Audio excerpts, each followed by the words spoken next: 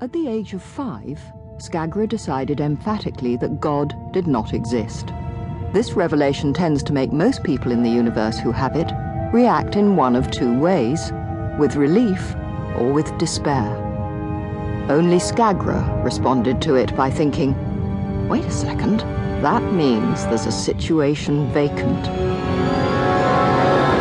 Now, many years later, Skagra rested his head, the most important head in the universe, against the padded interior of his alcove and listened to the symphony of agonized screams coming from all around him. He permitted himself 2 smiles per day and considered using one of them now. After all, the sounds of wrenching mental anguish and physical distress were a sure sign that his plan was working and that this was going to be a good day, possibly even a 9 out of 10. So he might have even more cause to smile later on, and he didn't want to waste a smile. He decided to save it, just in case.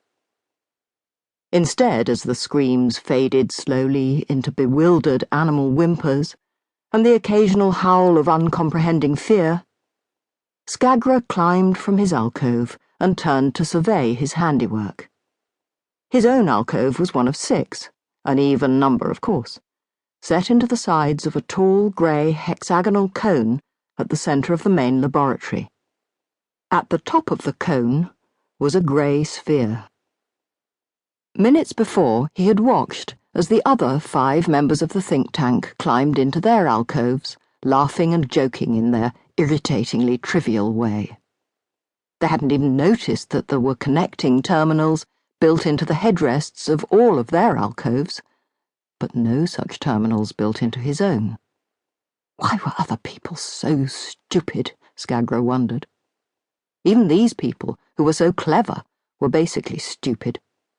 He'd wondered this every few seconds for as long as he could remember. Still, thanks to him, thanks to the plan of which this moment was a significant part, soon other people would no longer be a problem.